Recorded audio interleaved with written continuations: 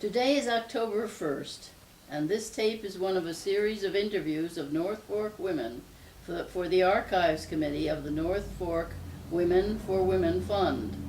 Nancy Dean is the interviewer, Barbara Pfanz is on the camera, and also with us are Joyce Culver and Beva Eastman and Joan Nixon. Today we are talking with Sidney Abbott. Sidney has been part of our North Fork community for 11 years. Although her roots are in Texas, she grew up as an Army brat, moving frequently. The longest she stayed in one place was 2.5 years in Garden City, Long Island, and 2 years in Texas. In 1978, after an intense period in the 70s in New York, she lived in Albuquerque and then returned to the New York area in 1987 before settling on the North Fork in 1995. Sidney, with Barbara Love, wrote the book, Sappho Was a Right-On Woman, A Liberated View of Lesbianism. She has been an activist for change within the women's movement since the 70s and has worked on many different political issues, from affordable housing on the North Fork to individual political campaigns. At this moment, she is working with feminists moving forward to further global peace and justice.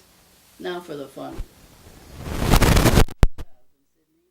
and Joan Nixon started what you call a rogue Democratic headquarters in Greenport in support of Hillary's campaign.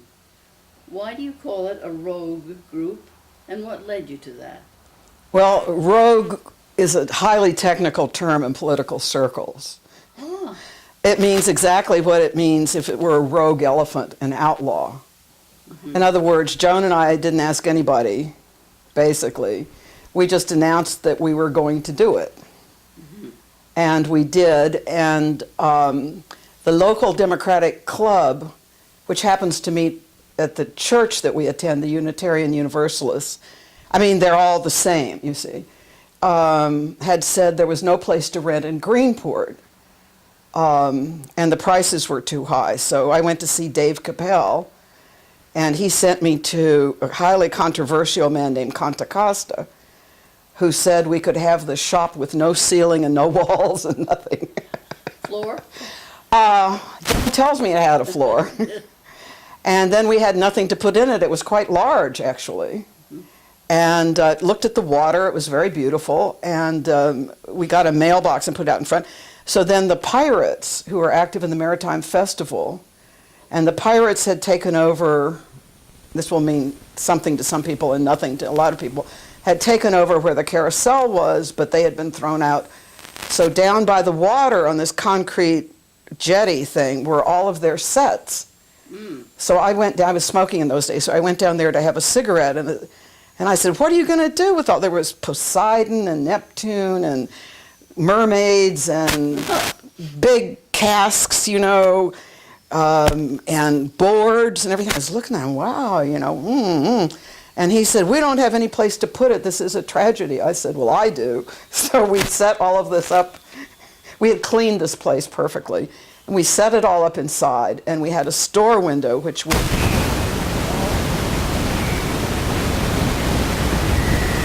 And fathers would drag their little children away from our window saying, no, no, that's Hillary. Take them away. So, but we supported we had created a candidate. Joan and I had actually created a candidate for Congress named Reggie Seltzer.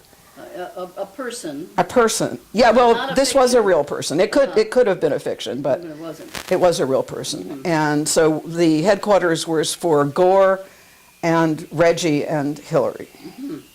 And what effects do you think your rogue Democrats had on the Democratic organization in the area?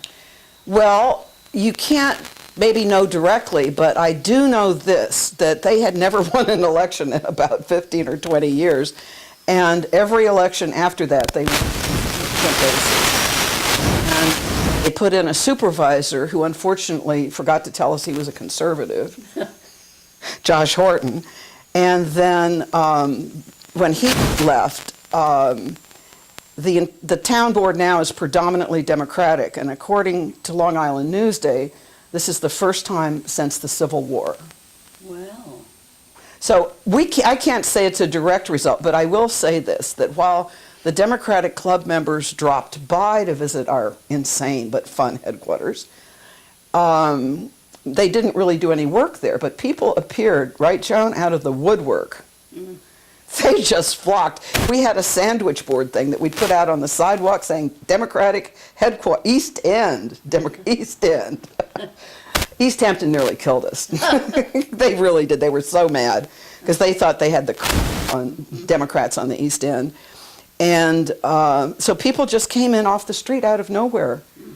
And there were more Democrats than the Democratic Club knew existed. Well, that's Yeah, it's fascinating. 30 people, signed up as volunteers. Yeah, that's fascinating. I'm going to have to change the subject because there's so much in your life we want to know about. We heard that in 2002 you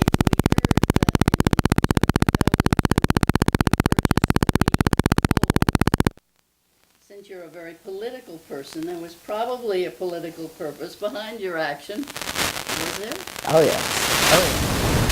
The have been killed. This is a tremendous pressure. When Kate Miller wanted to adopt an entire racehorse, so we took Kate over to Horse Rescue in Manorville. And while Kate and Mona were discussing racehorses, Mona kind of gave me this photo album, and I opened it. Here were these beautiful foals, really good foals. I was just amazed, and she said, "Well, remember, Sidney, my huge black and white Appaloosa or paint horse?" And I said, "Yes." She said, "Well, she was a Premarin foal, and these are Premarin foals, and the mares produce the Premarin means pregnant mare's urine. It's given to women postmenopausal or newly menopausal women. It's estrogen, and Premarin means pregnant mare's urine, and in order to produce enough estrogen, they have to be pregnant." Yeah. So the foals are an industrial byproduct. So They take the Premarin. It's not given to the foals; it's given to the human. no, the foals are born. They're fine. They're healthy, but they're expendable. There are 40,000 horses in Canada at that time that were producing the estrogen, and that meant 40,000 foals every year. So the American Horse Rescues organized to go up and get as many of them as they can. And Mona had contacted this one particular rancher who was a poet. He was an absolute poet of horses. He would get the best mares, and he had registered stallions and unregistered stallions. But he had a 2,000-acre field. And he threw about 40 or 50 mares out in the field with 6 stallions. And they picked the same groups every year,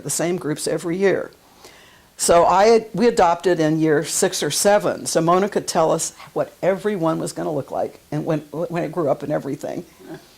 And the one that is the most remarkable, the boy, the little stud foal, he was half Percheron, 25% Clydesdale, and 25% paint horse.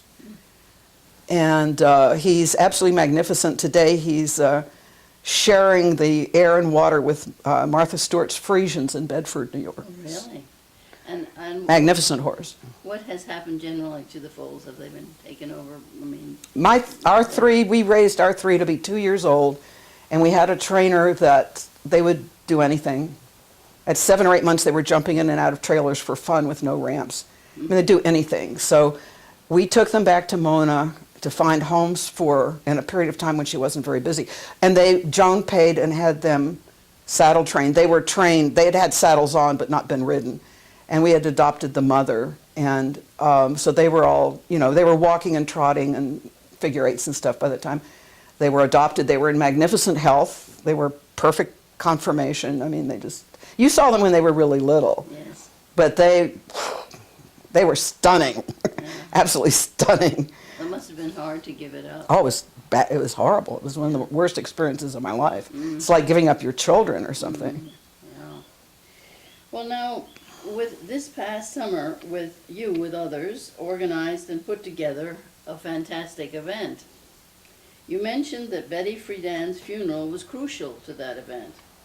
In what way was Betty Friedan's funeral important? And tell us about the event. What happened and why was it important?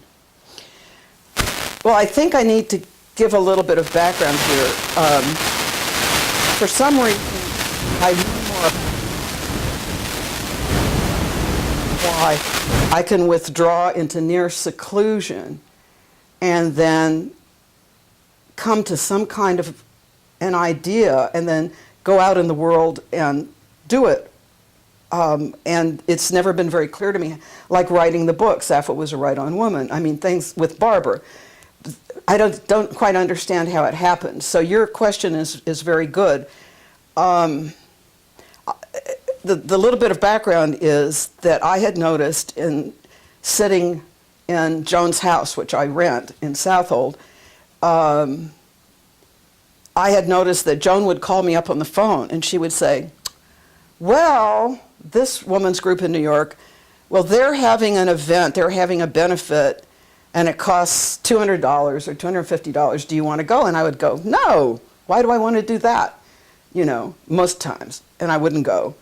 And I thought, what does the women's movement come to? Because once you have paid staff, your volunteers go down. And once you're paying for offices and staff salaries, a lot of your fundraising goes towards that. And maybe program gets some money, hopefully, out of it. Maybe not, depending on a lot of other factors.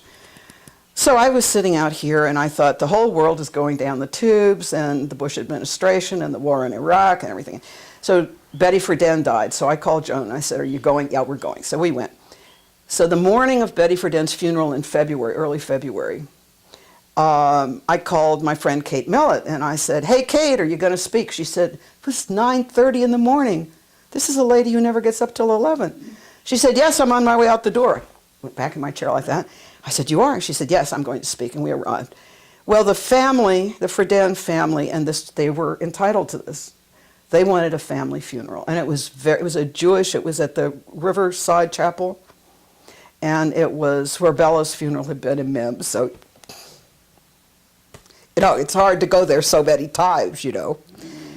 By the way, we figured out that without Jewish women, there would have been no women's movement. Absolutely true. Count them. Count them. You can count them. So, but they really did. They didn't let Kate speak. They didn't let a lot of the feminist women who showed up speak. They had invited no politicians or anything like that. So, and it was very touching because, I mean, the way a Jewish funeral is, it's very touching. But it left us vastly unfulfilled. Mm-hmm.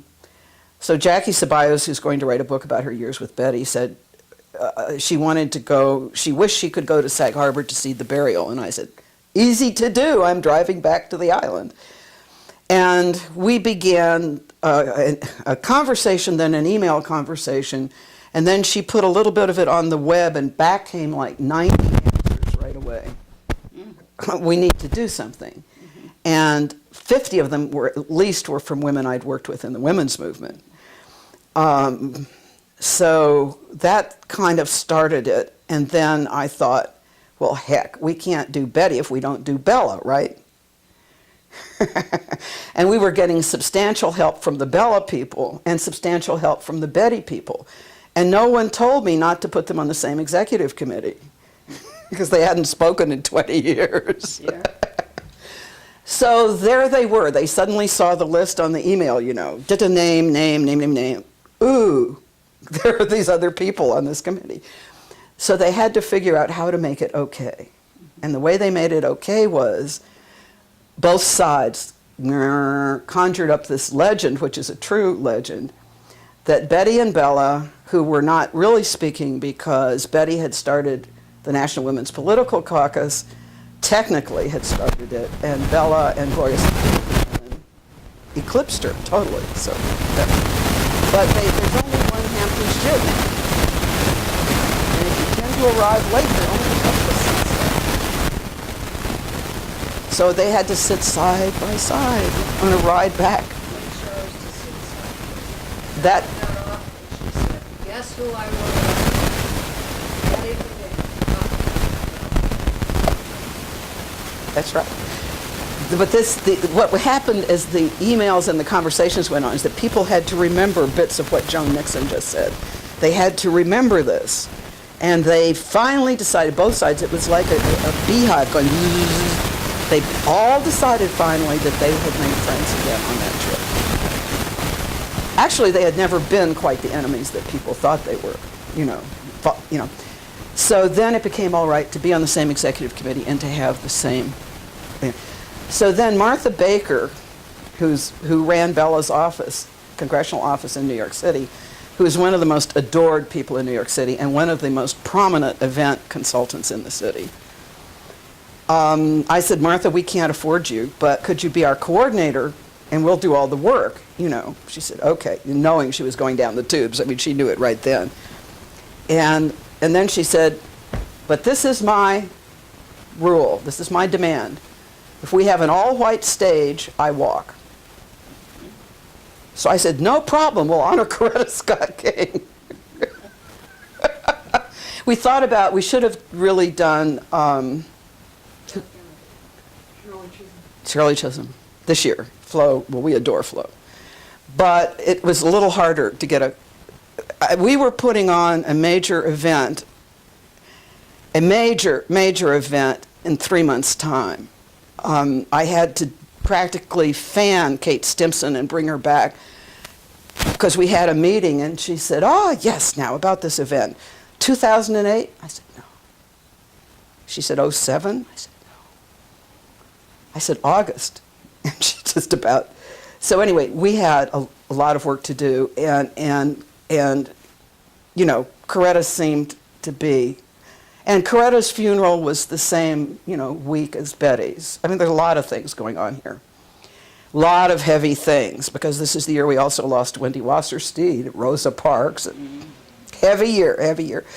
So, so there we were starting off to organize, and everybody was together and everything. And so Martha said, well, who have you got for the Coretta segment? And I said, Helen Hook and the Honey Spots singing Ain't I a Woman. They have this incredible song with the actual words that Sojourner Truth said at Seneca Falls. And I said, I've got Jo Freeman. She's now a senior scholar at the Woodrow Wilson Policy Institute, International Policy Institute in Washington, D.C. And she said, Sidney, they're white. And I said, aren't you going to let me integrate the Coretta Scott King segment? So then she found these wonderful people to speak, absolutely wonderful. We couldn't get in touch with some. But anyway, so gradually, so it seemed to me that to avoid the utter boredom of speeches, we called them messages and told people to keep them short. There had to be music. Well, Joan Nixon was one of the founders of women's music. So Joan got on the phone and, you know, we had music. We had Sandy Rapp, who's the balladeer of the women's music movement, and Helen Hook and Margie Adam from California. And we interwove their songs with the different segments. We also had a segment on the 4 hottest issues of today. We had a segment, the New York Law Women, the students did a segment on women's leadership. We opened with 3 Hispanic women, including our intern from Guatemala, Sofia Avila. Colombia, you're right. The other one's from Guatemala. Okay. And the law women. And so we had young women. We had, you know, so Martha didn't walk. She stayed with us, just barely. Just came in under the wire. Oh, well, I think I'll move on to another topic because we have so little time. The process of aging has become essential in understanding some of the new paths your energies are taking you now. What are the key issues in aging that you feel must be understood by women? Oh, that's beautifully phrased. Well, my current mentor in many of these things, in many ways, is really on the economics of aging in a way, is Barbara Ehrenreich. A lot of us know that she wrote a book called Nickeled and Dimed about working women. And she lived as a Mary Maid and a Walmart lady, and, you know. For a year, wasn't it? Wow. And she found, I mean, just horrible. You can't make a living. Even here on the North Fork, women and men work 2, 3, 4 jobs, to have a simple house and 2 or 3 children. And so she wrote another less-known book, but that is now getting a lot of prominence, called Bait and Switch. And this was about so-called professional women, right? Because we think we're the select few. And we're, always, because of our educations and our brains and our experience, we're always going to be able to be employed some way or another. When in fact, companies, when you hit a certain age, the health insurance goes up and various demographic reasons. So companies periodically empty out their middle management or the equivalent in different kinds of organizations. And in about the time I think that NFWFWF was founded was a recession. The 89, it was building up throughout 89, 90, 91, and NFWFWF was to provide a safety net for a lot of women who were losing their jobs and didn't have health insurance and didn't, and that happened to me, only I was maybe a little bit older than some of them. I was, how old was I? 59 or 58 or something about that time. So I was just in, I did consulting, I did freelancing, the whole 9 yards. And Martha Baker's been through the same thing. I mean, she's doing consulting now, but she's been through the same thing. We know a lot of women. And I've talked with Barbara Ehrenreich, and I've been invited to write a piece for her new website, United Professionals, because she calls it blame and shame. She said what the professional woman feels when she can't go out and get that other job, or when because she's not really in the mix of things after a few years of consulting or freelance, you fall behind on every level, software, whatever, you fall behind. And she said, so that you go through this horrible shame and blame thing. And when I came out full-time to the North Fork with someone who decided not to move to Long Island, I had reached that point. I went to a couple of job interviews in the middle of the island. I went to Connecticut for a job interview. But I was also, at that point, angry. I was angry at the companies and the system that threw people away, basically, that throws them away. So that was sort of a background. I don't think you can separate issues of aging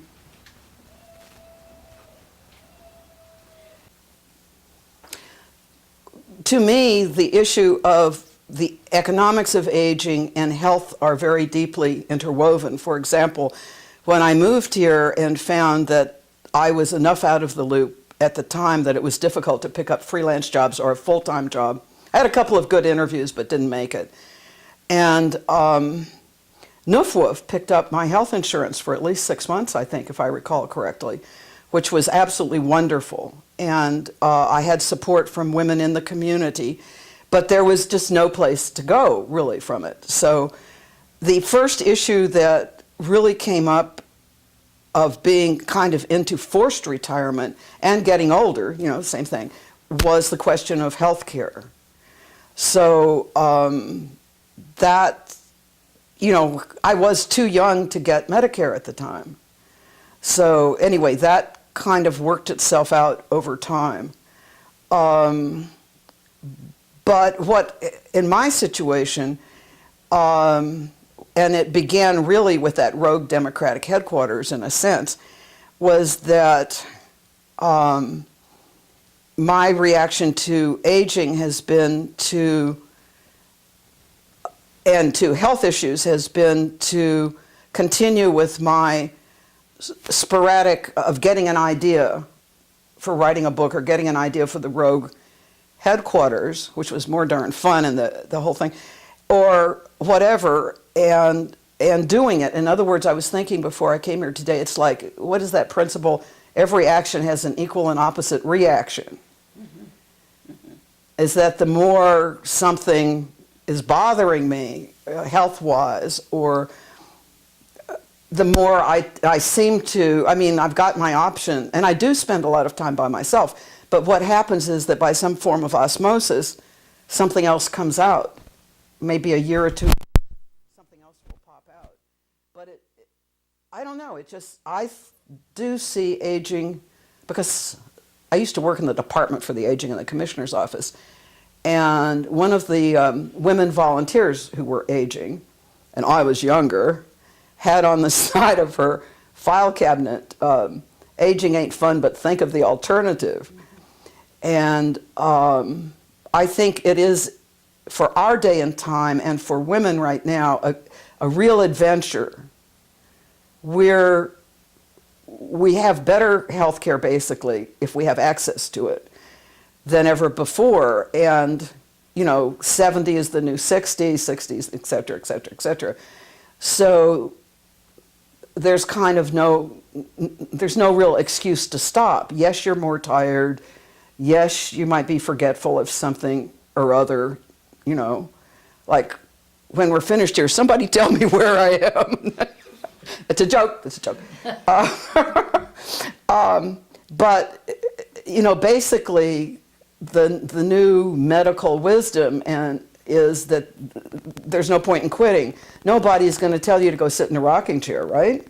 I mean, look at you, what you're doing. I mean, what you're doing is amazing. And Beva and Joan Nixon, everybody, you two are too young to get into this, that I know about.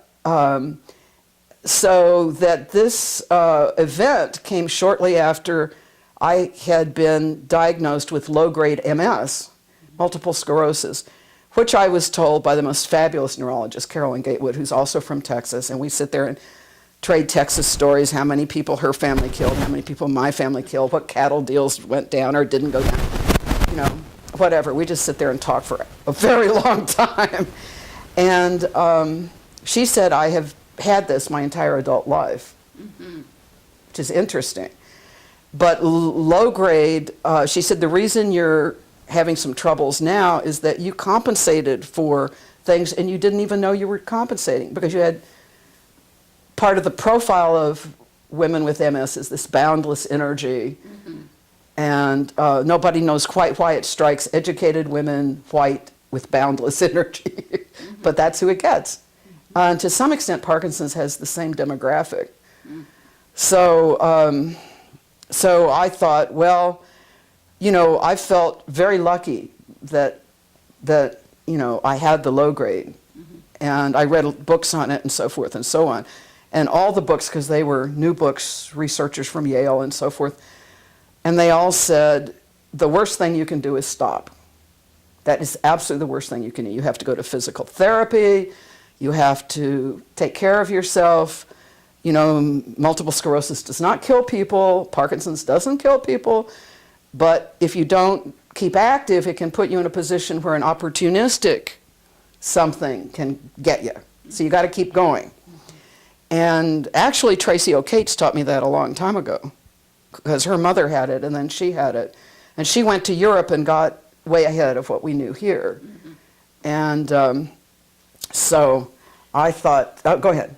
Well, I just tune me in here. I just was thinking that of our time, and thinking that some people in the audience are going to reproach me if I don't take you back to the fantastic event and ask you what it led you to think about now, to plan now. Was there something in that? Well, in order to do the event, there had to be a structure. And so I picked some words that I think Hillary had modified from Eleanor Roosevelt's Declaration of Human Rights. And I think she modified it in Beijing to say women's rights are human rights.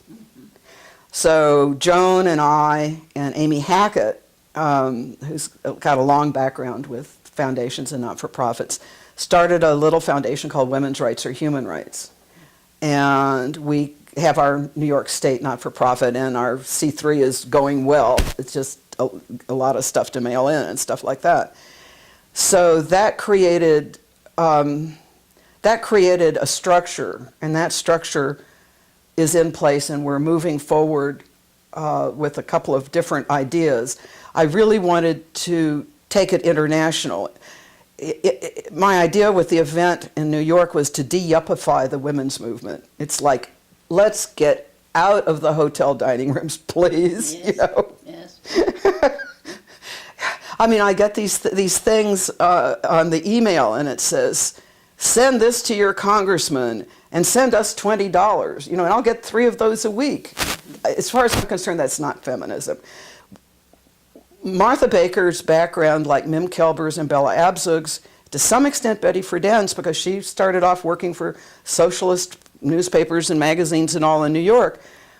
Mim Kelber was her boss at one point. They taught us really how to look at social justice issues through a feminist lens. So that's what the event was about. Behind the memorials, always, we called the event Feminists Moving Forward, as you mentioned. And we called it Our Past is the Future, meaning tune in, guys, because we got the answers, we think. So what we did was, for example, one of the fun things when you do this is you get to, it's kind of like Christmas, you get to make things up. And I made up the Betty Friedan Women in Work Award, which I was able to contact Barbara Ehrenreich by putting out an urgent message on the internet. And contact me immediately. We wish to award you this thing. Bing! Martha couldn't get through to her scheduler. And Amy Hackett said, Sidney, she never comes without charging a lot of money. So I went to Alternet, and it said, contact us. So I wrote an email, urgent. Bing, there she was. She gave up her birthday.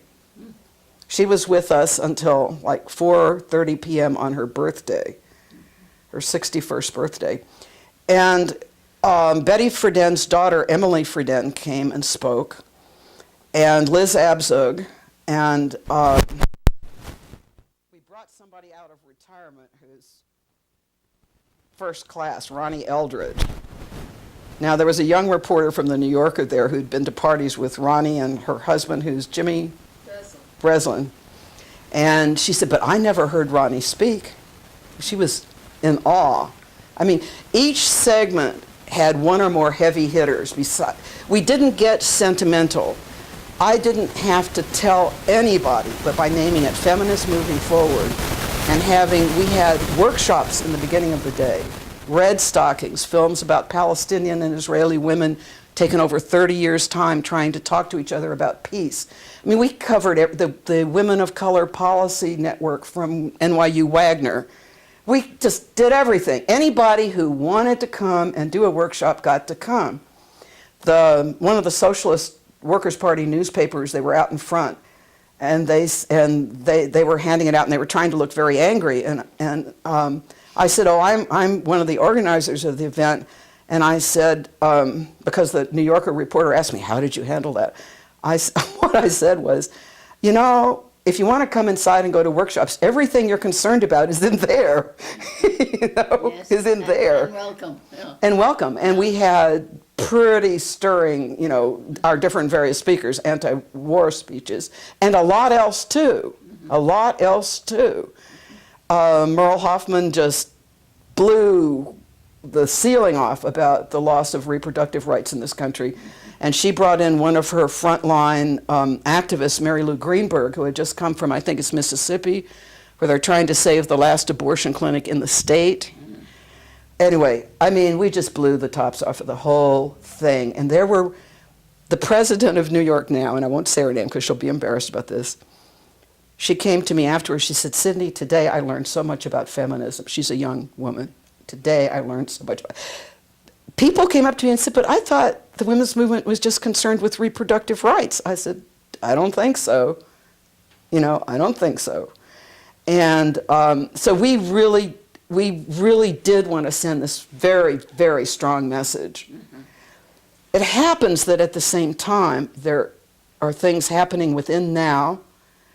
Olga Vives, the Action Vice President, has been taking people to Mexico to march for a lot of things. They are beginning a global women's initiative. Ellie Schmiel funded We Do to do a program that was presented, I think, at 121 or 111 college campuses on the basics of global feminism. Mm-hmm. So it happened. This is what I can't explain. Well, I can explain it now that I've had my brain studied a lot. But that I can sit in my living room in Southold and pet my dog and look at the TV and sneak pints of ice cream, and these things just come to me. So that we were able, weren't we, Joni? We just walked right into this situation, and we just fit like that. We had help from Bella and Mim. That's right. Maybe Betty for Dan, but you know. Sidney, thank you for being so generous, such a vibrant catalyst for change over the years, and so generous in telling us about some of these adventures. We know that we will need all your contributions of insight and experience to help us navigate the crucial years facing us. But thank you for speaking with us. Well, we can't get by without you, my dear. I'll tell you that much. Are you either? Are you either? Are you either?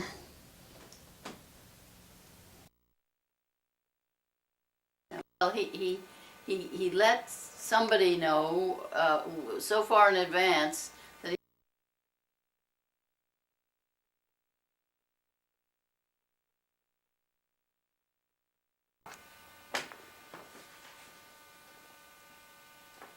Today is October 1st, and this tape is one of a series of interviews of North Fork Women for Women. Forget it. Cut! Today is October 1st, and this tape is one of a series of interviews of North Fork Women for the Archives Committee of the North Fork Women for Women Fund. Nancy Dean is the interviewer, Joyce Culver is on camera, and also with us are Barbara Pfanz, Joan Nixon, and Beva Eastman. Today we're talking with Sidney Abbott. Sidney has been part of our North Fork community for 11 years. Although her roots are in Texas, she grew up as an Army brat, moving frequently. The longest she stayed in one place was 2.5 years in Garden City, Long Island, and 2 years in Texas. In 1978, after an intense period in the 70s in New York, she lived in Albuquerque and then returned to the New York area in 1987 before settling on the North Fork in 1995. Sidney, with Barbara Love, wrote the book Sappho Was a Right-On Woman, a liberated view of lesbianism. She has been an activist for change within the women's movement since the 70s and has worked on many different political issues, from affordable housing on the North Fork to individual political campaigns. At this moment, she is working with Feminists moving forward to further global peace and justice. Now for the fun.